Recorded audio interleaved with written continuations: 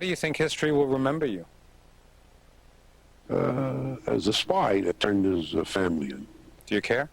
Not particularly. I don't care. Julius and Ethel Rosenberg went to the electric chair for stealing the secret of the atom bomb for the Soviet Union. The star witness for the prosecution was David Greenglass, who happened to be Ethel Rosenberg's brother. Tonight, in the first television interview he's ever given, you'll hear Greenglass admit that he lied on the stand. For half a century now, he's known that his false testimony cost his sister her life. Have you been haunted by it? To some degree, yeah. I'm Dan Rather. I'm Bob Simon. I'm Charlie Rose. I'm Vicki Mabry. I'm Scott Pelley.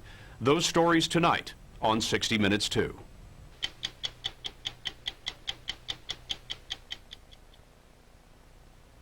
They were called the Atom Spies, and 50 years ago this summer, Julius and Ethel Rosenberg were executed for giving the secret of the atomic bomb to the Soviet Union. They are the only Americans ever executed for espionage in peacetime. We thought it would be appropriate to show you a story we first broadcast 2 years ago, the first and only television interview with one of the key figures in the Rosenberg case, David Greenglass. Greenglass was the star witness for the prosecution against the Rosenbergs, and he also happened to be Ethel Rosenberg's brother.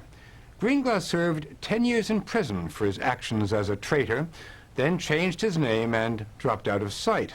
But as he neared 80, Greenglass decided to break his silence. He only talked after we agreed to disguise his face and voice, and Greenglass had a lot to say.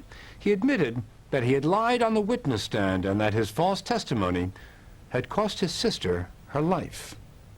How do you think history will remember you? As a spy that turned his family in. Do you care? Not particularly. I don't care. Greenglass spent 10 years in prison for his role in the spy ring. When he got out in 1960, he changed his name and went into hiding.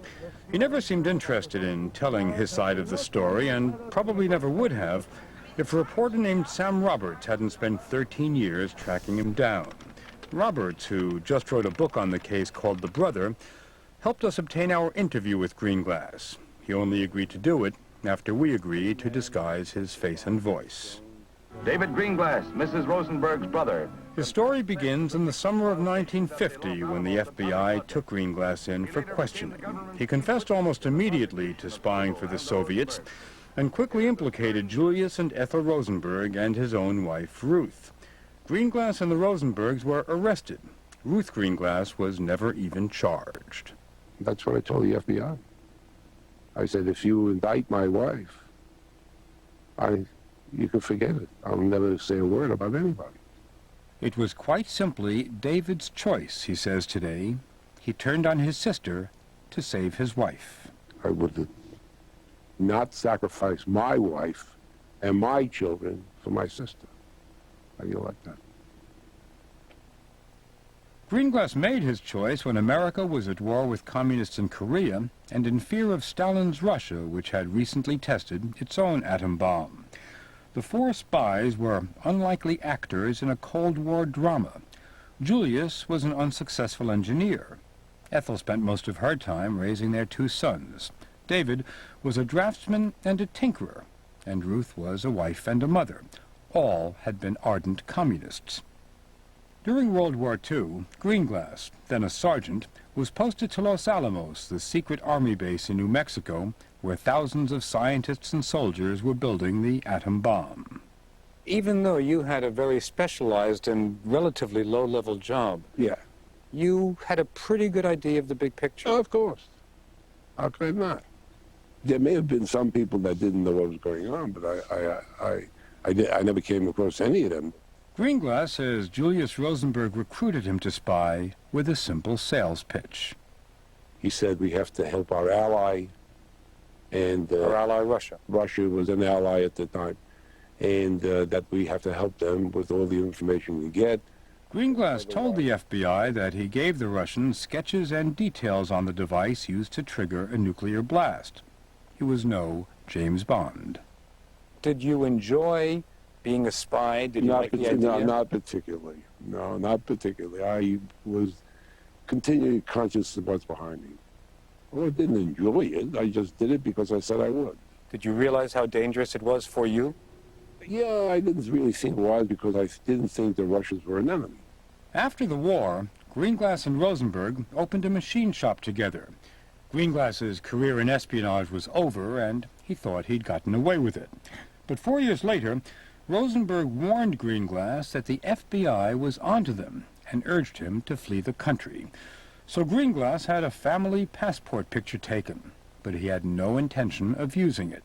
Well, I didn't want to leave the United States to go to some hellhole like Russia or China or wherever the hell he wanted to send me, or Czechoslovakia or whatever. Greenglass may have been an atom spy, but he was no rocket scientist. I got on a bus and went to the Catskills. I figured I'd find an obscure place, and I see that the FBI is following me, and they lose me. Think about it now. Yeah. The FBI was looking for you because they thought they had you on atomic espionage. Yeah. You thought you could hide in the Catskills? Tell you I lost them, I'm telling you. Okay, for that day.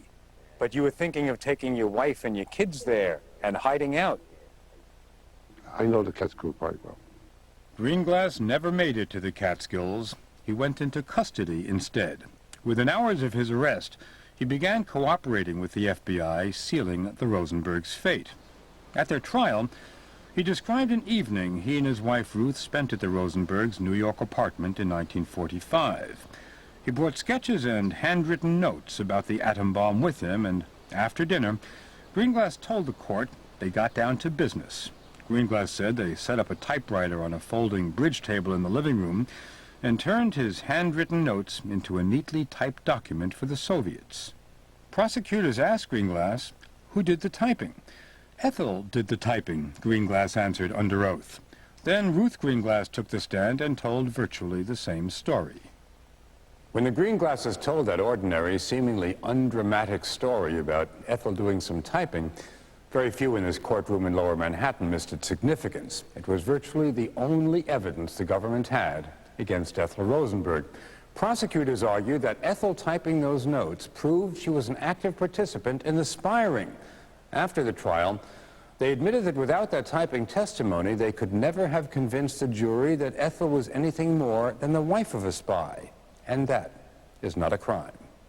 Ethel typed my notes. That was Greenglass's story in 1951, and he stuck to it for half a century. But now, he has a different recollection. Tell me about the night at the apartment. What do you remember? Julius and Ethel were there, and I think my wife was there, and myself. He asked me to write up some stuff, which I did, and then he had it typed, and I don't know who typed it, frankly. And to this day, I can't even remember that the typing took place, see, but somebody typed it. Now, I'm not sure who it was, and I don't even think it was done while we were there. But what you do remember is that you did not have a memory at the time of Ethel typing up those notes. I had no memory of that at all. None whatsoever. So why did Greenglass lie on the stand? He now says this man made him do it. Roy Cohn, an assistant prosecutor in the Rosenberg case, who went on to notoriety as Senator Joseph McCarthy's right-hand man. And did Cohen encourage you to testify that you saw Ethel typing up the notes? Of course he did. Did you realize at the time or when you were testifying the importance of this, the evidence you were providing? I had no idea it was important at all. But the jury knew exactly how important it was, and found both Julius and Ethel Rosenberg guilty of conspiring to commit espionage. Judge Irving Kaufman imposed the ultimate penalty. One of the greatest peacetime spy dramas in the nation's history reaches its climax. Now, 50 years later, we know a lot more than anyone could have known in 1951. For example, we know that much of what David Greenglass said about Julius Rosenberg was true. It's been verified by other independent sources, all of which confirm that Julius Rosenberg was a Soviet spy. We also know that there's very little, if any, evidence which implicates his wife Ethel of any illegal activity. But at the time, the Rosenbergs both claimed they were innocent, and many believed them. There were protests and vigils in New York, Washington, and Europe. But there was no shortage of Americans who felt justice was being done. Up until the last minute, the authorities were willing to commute the death sentences if the Rosenbergs cooperated, named names. But they refused, and were executed on June 19, 1953, without breaking their silence. In the ironic words of one of the prosecutors, they called our bluff. Bob Considine was one of the reporters who watched them die. They died differently, gave off different sounds, different grotesque manners. He died quickly, never said a word. She died a lot harder. Why do you think Julius and Ethel, who could have saved their lives, maintained their silence to the end? One word, stupidity. So you hold Ethel responsible for her own death? Yeah. But many saw the Rosenbergs as victims. There was great sympathy for Michael and Robert, their two young sons, orphaned by the testimony of their own uncle.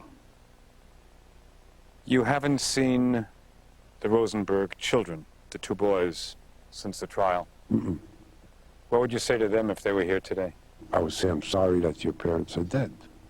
Would you also say, I'm sorry for the role I played? No, I can't say that. That's not true. I had no idea they're going to give them the death sentence. Their attorney, Block, in his closing remarks said, and I quote, you may remember this, "Any man who will testify against his own flesh and blood, his own sister, is repulsive, is revolting." He said you were the lowest of the lowest animals. His opinion. And you're sitting here today, a man with a clean conscience. Absolutely. I sleep very well. Have you ever visited Ethel's grave? No. I don't visit graves. Have you been haunted by it? To some degree, yeah. But every time I'm haunted by it or say something, my wife says, look, we're still alive. We have our kids, everything's okay, you know. So